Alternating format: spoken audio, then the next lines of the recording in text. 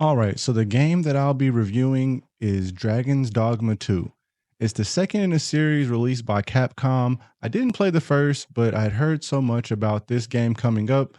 And then I also had been watching like Shangri-La Frontier, and it kind of felt like this game would kind of give you those type of vibes.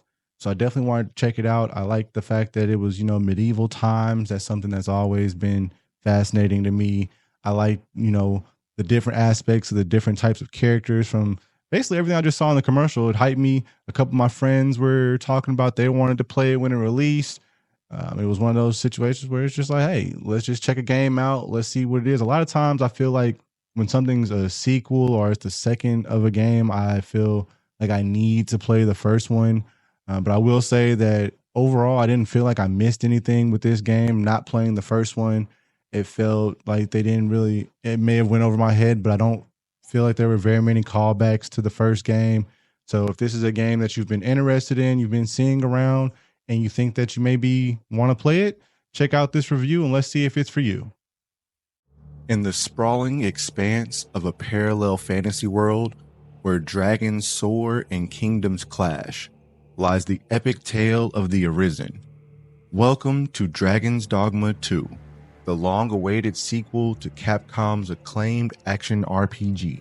Dragon's Dogma 2 builds upon the legacy of its predecessor, delivering an immersive adventure filled with perilous quests, formidable foes, and boundless exploration.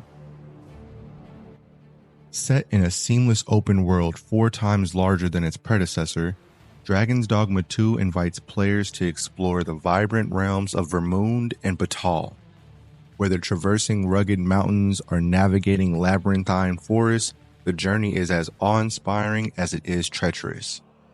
From spontaneous encounters with roaming beasts to strategic battles under the veil of night, Dragon's Dogma 2 offers a dynamic and immersive gameplay experience where every decision shapes the world around you. From this moment forth, thou art arisen.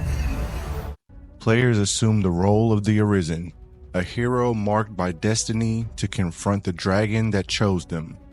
Alongside their trusty allies known as pawns, players embark on a journey through a vast open world teeming with life and danger. With a diverse selection of vocations to master, ranging from the stalwart fighter to the enigmatic mystic spearhand, players have the freedom to tailor their playstyle and forge their own path to glory. In Dragon's Dogma 2, travel between locations transcends into a quest of its own with each step you take. Celebrate the thrill of discovery as you encounter new faces, unyielding adversaries, and captivating quests at every turn. In conclusion, Dragon's Dogma 2 stands as a testament to Capcom's commitment to delivering unforgettable gaming experiences. Whether you're a seasoned adventurer or a newcomer to the realm, this is one journey you won't want to miss. All right, now that we've talked about it, let's kind of go over it and rate it. As far as the storyline, I gave it a 7 because this wasn't new IP. This was something that they were just building off of. The storyline itself wasn't something that was unfamiliar from other games you may have played. It was interesting. It was engaging. I like that the different things that you chose to do and when you chose to do them affected the outcome. But a lot of the times you wound up stuck traveling in between locations if you didn't do quests in the right order. Then you had to get all the way back to talk to the one person you needed when you were already back at the other village, and it takes forever to traverse between villages. So that was irritating. Then you would get to the point where you haven't saved at an inn in a while. There's no camp. You don't have a campsite thing to make a camp. You can't save, and you're just stuck in this you're just stuck in this endless loop of just dying and trying to get through and fight your way through. And it honestly was more tiring than it was worth. It got to a point where I just had to take a break, give it a couple of days, come back to the game.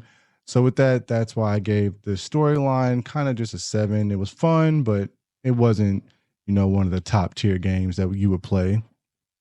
As far as character development, I gave that a pretty high rating at 8.5 because, as I said, the characters were important to the storyline. If you talk to a character at a certain time, it unlocks certain quests.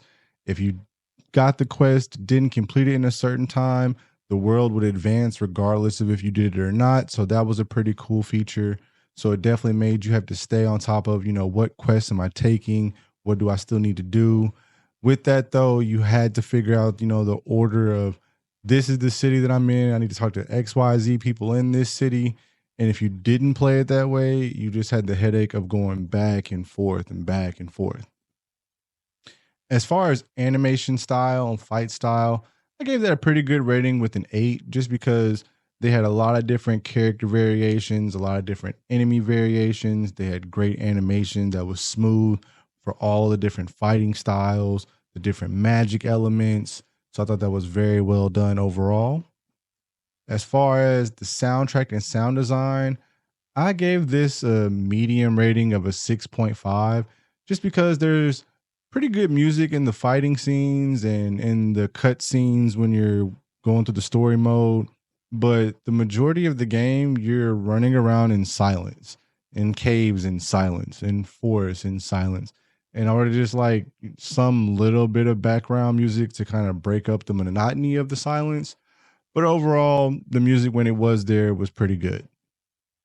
As far as pacing, that was abysmal. I gave pacing not abysmal, but it wasn't that great. I gave pacing a 5 because, like I said, if you started a quest and you didn't talk to this person before you left that city, and then you had to go all the way back, and we're talking, it could take you 30, 40 minutes to get in between these cities, depending on if you get stopped or if you try to use fast travel with the ox cart. Your ox cart gets rampaged by something and you get left stranded halfway through in the middle of the night. And then you got to fight enemy after enemy until you get to where you were trying to go in the first place. Next thing you know, you spent 2 hours to reach your destination and your gaming window is completely closed. So with that, that makes it harder for, people who work full-time jobs or also parents, things of that nature, to have the time to sit down and play this type of game. So with that, the pacing, I felt it could have been a little bit better for just the storyline and then the different little side quests, side missions. If you wanted to engage with those could have been little offshoots versus things that were overall impacting your overall game. As far as themes and messages, I don't know if I just missed it all, but it was pretty basic to me. I gave that a 5. There were some good quotes, there were some good moments. You felt good about what you and your pawns were accomplishing and what you were doing to impact the world. But this wasn't a game that I would say you would walk away with any life-giving takeaways. As far as gameplay, I'll give that a pretty good rating of 7.5. All of the different fighting styles were very fluid. It wasn't a very glitchy game. Didn't run into too many things that were just, unplayable or irritating to the point where I would even remember them. Some of the characters definitely were a bit stronger than it felt like were necessary. They were very basic, like I want to say the harps. Sometimes they would be a little OP, but overall, pretty good gameplay, and I didn't have any complaints. So with all of those scores, overall, I gave Dragon's Dogma 2 a 6.8. It was a good game. It was fun. It's probably not a game that I'm going to go back and play. There's a lot of players that didn't even finish the game. I think the end rating for the achievement for finishing the game is something like 15%. So this game had a lot of draw from people who wanted to build different builds with the characters and fighting styles. But overall, not too many people actually finished the game. So I finished the game, but there's so much more you could do. There's alternate endings. So yeah, I mean, if this is your cup of tea, I could see this game being rated a lot higher. I thought it was my cup of tea, but just maybe it wasn't.